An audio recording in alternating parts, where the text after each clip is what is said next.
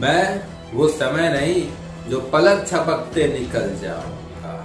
मैं वो इतिहास हूँ, इतिहास जो गरज पड़ी तो खुद को दोहराऊंगा। क्योंकि आप गलत फहमी में नहीं रहे कि आपको सब कुछ याद। Hello friends, welcome to my channel Vector Thought. आज के इस वीडियो में मैं वो आपको 5 इंपॉर्टेंट टिप्स बताने वाला हूँ जिसे फॉलो करके मैंने 6 बड़े एग्जाम क्लियर किए। इन 5 टिप्स को मैंने अपनी सोच में ढाल दिया था और जीवन में उतार लिया था। तो आपको भी दोस्तों यही करना है। इन 5 टिप्स को आप अपने सोच में ढाल लो और जीवन में उतार लो। तो ये रहे वो 5 इंपॉर्टेंट टिप्स। फर्स्ट टिप है dedicate yourself for your goal. दोस्तों, आपने जो भी गोल सेट किया है, आपने जो भी एम सेट किया है, उसके लिए पूरी तरह से डेडिकेट करना है। डेडिकेट करने का मतलब आपका हर दिन का जो टारगेट है, अगर वो अचीव नहीं हुआ है तो जरूरत पड़े तो आपको जागना भी पड़ेगा। सोना नहीं, आपको जागना पड़ेगा। प्रैक्टिस करते करते सवालों की आपके हाथों में दर्द होने लगा, लेकिन फिर भी आपको लिखना पड़ेगा। सब्जेक्ट बोरिंग लग रहा है, पढ़ने का मन नहीं कर रहा है, लेकिन फिर भी टारगेट कंप्लीट करने के लिए आपको दिन रात पढ़ना पड़ेगा। सेकंड इंपॉर्टेंट टिप है सोशल कट ऑफ। आपको जितने भी सोशल प्लेटफॉर्म्स हैं जिस पर आपका अकाउंट है, उसे डीएक्टिवेट करना होगा कुछ दिनों के लिए। कब तक? जब तक आपका एम अचीव नहीं हो जाए। दोस्तों, ये जो सोशल प्लेटफॉर्म्स हैं, ये डिस्ट्रैक्शन के सबसे बड़े कारण होते हैं। तो आप इन सोर्सेज को, इन सोशल प्लेटफॉर्म्स को या तो लिमिटेड यूज करो अगर आप खुद को कंट्रोल कर सकते हो, और अगर खुद को कंट्रोल नहीं कर सकते हो, इनका लिमिटेड यूज नहीं कर सकते हो, तो फिर आपको अपने इन अकाउंट्स को डीएक्टिवेट करना चाहिए। तो सोशल प्लेटफॉर्म्स जैसे फेसबुक, व्हाट्सएप, इंस्टाग्राम, इस पर जो आपके अकाउंट्स हैं उसे आपको कुछ समय के लिए डीएक्टिवेट करना चाहिए। इतना ही नहीं दोस्तों, आपका फोन नंबर भी डिस्ट्रैक्शन का सबसे बड़ा रीजन है।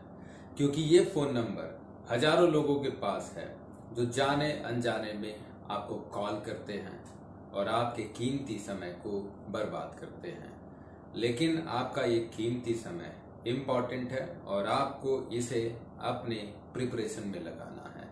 तो जरूरी है कि आप अपना फोन नंबर चेंज करें और नया नंबर उन्हीं लोगों को दे जो आपके फेवर में हों, जो आपके मोरल को बूस्ट अप करें, जो आपके डिसीजन को सही ठहराएं। उन्हें नहीं देना जो आपके मोरल को डाउन करे, जो आपको बार बार ये एहसास दिलाए कि आपने एक एग्जाम क्लियर नहीं किया, 2 एग्जाम क्लियर नहीं किया तो आप जिंदगी में कुछ नहीं कर पाओगे। तो ऐसे लोगों से बात करने से अच्छा है आप उन्हीं लोगों से बात करो जो आपका मोरल बूस्ट अप करते हैं। जो थर्ड इंपॉर्टेंट टिप है वो है रिवीजन स्ट्रेटेजी। दोस्तों, आपको अपने रिवीजन की कोई स्ट्रेटेजी बनानी चाहिए, क्योंकि जितने भी टॉप रैंकर्स रहे हैं उनकी कोई ना कोई रिवीजन स्ट्रेटेजी होती है। उनके रिवीजन का शेड्यूल होता है जो वो पहले से बना रखे होते हैं, इसीलिए वो अच्छे रैंक के साथ सिलेक्ट होते हैं। जैसे 2008 इंजीनियरिंग सर्विसेज में मेरी 7वीं रैंक आई, मेरी 7th रैंक आई, तो मैंने भी कोई ना कोई रिवीजन स्ट्रेटेजी बना रखी थी। मैंने अपने रिवीजन का शेड्यूल डिसाइड करके रखा था कि मेरे पास एग्जामिनेशन से पहले अगर इतने दिन बचे हुए हैं तो मुझे कितनी बारी रिवीजन करना चाहिए और हर एक रिवीजन कितने दिनों में कंप्लीट होना चाहिए। जहां तक मेरा मानना है, आपको कम से कम 4 बारी रिवीजन करना चाहिए, क्योंकि जब आप 4 बारी रिवीजन करते हो तो जो थ्योरी है, जो फॉर्मूले हैं, जो इम्पोर्टेंट कॉन्सेप्ट है, वो आपके ब्रेन में इस तरह से मेमोराइज होते हैं कि आप उसे लंबे समय तक भूल नहीं पाते हो। तो आपको कम से कम 4 बारी रिवाइज करना चाहिए। आपने अगर इससे ज्यादा रिवीजन किया है तो ये आपके लिए अच्छा है, लेकिन अगर आप इससे कम नंबर ऑफ टाइम्स रिवाइज करते हैं तो आपके भूलने के चांसेस ज्यादा रहते हैं। तो एग्जामिनेशन में ये जरूरी है हम लोग जो पढ़ के जाते हैं वो एग्जाम में याद रहे, तो इसके लिए आपको क्या करना होगा, कम से कम 4 बार रिवाइज करना होगा। अच्छा, मेरा जो रिवीजन का शेड्यूल रहा कि मैंने किस तरह जो 4 महीने का टाइम था, जो 120 डेज का टाइम था, उसमें मैंने अपने रिवीजन का शेड्यूल 2008 इंजीनियरिंग सर्विसेज में किस तरह बनाया, इस पर मैं एक वीडियो अलग से बनाऊंगा। ठीक है, तो आपने क्या सीखा कि आपको रिवीजन 4 बारी करनी चाहिए और हर बारी रिवीजन आपको कितने दिनों में करना है ये आपको पहले से डिसाइड करना चाहिए, क्योंकि रिवीजन का डेडलाइन आपको मालूम होगा। तो डेडलाइन को आप टाइमली अचीव करने के लिए आप पूरा एफर्ट करोगे। जो 4th इंपॉर्टेंट टिप है वो है check your preparation level. Exam में अपीयर होने के पहले आपको अपना प्रिपरेशन लेवल चेक करना है, क्योंकि आप गलत फहमी में नहीं रहे कि आपको सब कुछ याद है, आपको सब कुछ आता है, आप इस कंपटीशन में सबसे आगे हो। तो अगर हम लोग इस गलत फहमी में रहते हैं तो ऐसा हो सकता है कि जो एक्चुअल एग्जाम हो उसमें अपना परफॉर्मेंस अच्छा नहीं हो, क्योंकि एग्जाम में स्ट्रेसफुल एनवायरनमेंट रहता है, टाइम लिमिट होता है, तो उसमें तो बड़े बड़े भी फेल हो जाते हैं, अच्छा परफॉर्म नहीं कर पाते हैं। तो आपके लिए जरूरी क्या है, आप अपना प्रिपरेशन लेवल एग्जाम में जाने के पहले चेक कर लो। आपको पता होना चाहिए कि आप कितने पानी में हो।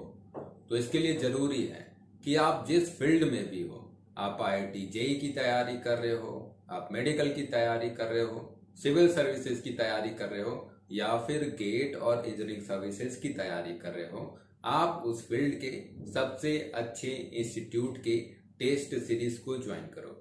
क्योंकि आप अच्छे इंस्टीट्यूट के टेस्ट सीरीज को ज्वाइन करते हो तो आपको क्वेश्चन का कवरेज अच्छा मिलता है, क्वेश्चन का लेवल अच्छा मिलता है और आपको बहुत कुछ नया सीखने को मिलता है।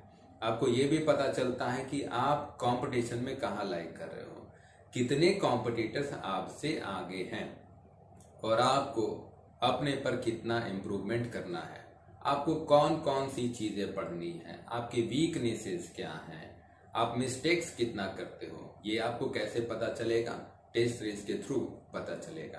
तो दोस्तों, ये बहुत ही जरूरी है कि हम लोग गलत फहमी में ना रहें और इस गलत फहमी की वजह से हमारा पेपर खराब नहीं चला जाए, क्योंकि अगर एग्जाम अच्छा नहीं हुआ तो ये जो मौका है फिर अगले साल मिलेगा और हमारा 1 ईयर का जो इम्पोर्टेंट समय है वो वेस्ट हो जाएगा।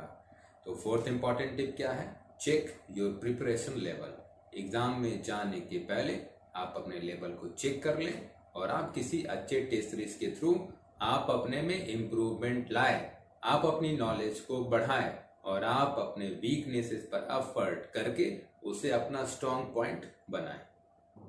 दोस्तों, जो 5th इंपॉर्टेंट टिप है वो है नेवर गिव अप। चाहे सिचुएशन कैसा भी हो, चाहे एग्जाम कितना भी बड़ा हो, लेकिन नेवर गिव अप। आपको हार नहीं माननी है, क्योंकि अगर आपने हार मान ली तो आप उसी वक्त कंपटीशन से बाहर हो गए। जितने भी टॉपर्स रहे हैं उन्होंने फेलियर फेस किया है, लेकिन हर टॉपर अपने हर एक फेलियर से कुछ ना कुछ सीखता है और जो वो नई चीज सीखता है उसे हथियार की तरह आजमाता है, किधर, अगले पेपर में, अगले एग्जाम में। तो आपको भी अपने हार से, अपने फेलियर से कुछ नई चीजें सीखनी है, कुछ नया लेसन लेना है, अपने मिस्टेक्स को कम करना है और उसे हथियार की तरह आजमाना है नेक्स्ट एग्जाम में। देखो, जिंदगी की सबसे बड़ी हार ये नहीं है कि आप किसी एग्जाम में फेल हो गए। जिंदगी की सबसे बड़ी हार ये है कि आपने जीत का प्रयास नहीं किया। तो हम लोग फेलियर्स फेस करेंगे कभी ना कभी, लेकिन उससे कुछ सीखेंगे और उससे जो चीजें सीखेंगे उसे हथियार की तरह नए एग्जाम में अप्लाई करेंगे। तो दोस्तों, यही वो 5 इंपॉर्टेंट टिप्स थे जिसे मैंने अपनी लाइफ में फॉलो किया और 6 बड़े एग्जाम क्लियर किए। इन्हीं की बदौलत मैं इंजीनियरिंग सर्विसेज 2008 का 7th रैंकर बना, ONGC 2008 का 1st रैंकर बना, एयरपोर्ट अथॉरिटी ऑफ इंडिया 2008 का 2nd रैंकर बना BSNL JTO 2008 का सेकंड रैंकर बना, गेट 2007 का एक अच्छा रैंकर रहा और DRDO 2008 में साइंटिस्ट की पोस्ट पर सिलेक्ट हुआ। तो जितने भी सिलेक्शंस मैंने बताए वो इन्हीं 5 टिप्स की बदौलत थी, क्योंकि थिंकिंग मेरी पॉजिटिव थी। अगर किसी एग्जाम में फेलियर होता है तो मैं कभी हारता नहीं था, मैं बस केवल आगे बढ़ने के लिए, जीतने के लिए हर वो प्रयास करता था और सोचता था कभी मेरा भी समय आएगा, और जब मेरे प्रिपरेशन का लेवल अच्छा होगा और जब मेरा समय आएगा तो एक नहीं 5-6 एग्जाम क्लियर करूंगा। तो यही बात मैं आपको बताना चाहूंगा, जब आपके प्रिपरेशन का एक अच्छा लेवल आ जाएगा और जब वक्त आपका होगा, समय आपके साथ होगा, तो एक नहीं आप 5-6 एग्जाम्स मेरी तरह क्लियर करोगे या मुझसे भी ज्यादा एग्जाम क्लियर करोगे, मुझसे भी आगे बढ़ोगे।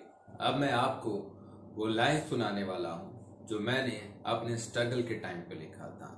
मैंने भी कुछ फेलियर्स देखे थे, उसके बाद मोरल डाउन होने लगा था, उसके बाद कॉन्फिडेंस जाने लगा था, लेकिन अपने अंदर का जो स्वाभिमान है, जो आत्मविश्वास है, उसकी बदौलत प्रयास मैंने जारी रखा और जीत हासिल की। तो आप इन लाइंस को जरूर देखिए, वीडियो को एंड तक जरूर देखिए। तो ये है वो लाइन। मेरी नजर हो रही धुंधली, मेरी पकड़ हो रही कमजोर, मैं उड़ते पन्नों की तरह बिखरता चारों ओर। मेरी बुद्धि हो रही छीड़, मेरी चाल हो रही मंद, मैं सवालों में उलझा बैठा अपने जवाबों से करूं द्वंद। मेरा तुनक हो रहा मिजाज, मेरी सांस हो रही कम, मैं तनावों से घिरा बैठा अपने विचारों से करूं जंग। लेकिन मैं कोई शतरंज का प्यादा नहीं जो सबसे पहले मारा जाऊंगा। मैं वजीर हूं वजीर जो चौतरफा चाल दिखाऊंगा। मैं वो समय नहीं जो पलक झपकते निकल जाऊंगा। मैं वो इतिहास हूं इतिहास जो गरज पड़ी तो खुद को दोहराऊंगा। मैं दिए का टिमटिमाता लौ नहीं जो आसानी से बुझ जाऊंगा। मैं जंगल का दहकता आग हूं जो तेज हवाओं से सुलग जाऊंगा। तो मेरी दावेदारी पर ना लगा प्रश्न चिन्ह, मेरे स्वाभिमान पर ना कर आघात। मेरा संग्राम ही मेरी ताकत है, मेरा कर्म ही मेरा पुरुषार्थ। तो मेरे दोस्तों, अगर आपको मेरा वीडियो अच्छा लगा तो मेरे चैनल को सब्सक्राइब करना ना भूलें, मेरे वीडियोस को लाइक करें और ज्यादा से ज्यादा शेयर करें। नेक्स्ट वीडियो में ऐसे ही मैं कुछ इंटरेस्टिंग पॉइंट्स लेकर के आऊंगा जो आपके लिए बहुत इंपॉर्टेंट होंगे। तब तक के लिए अलविदा।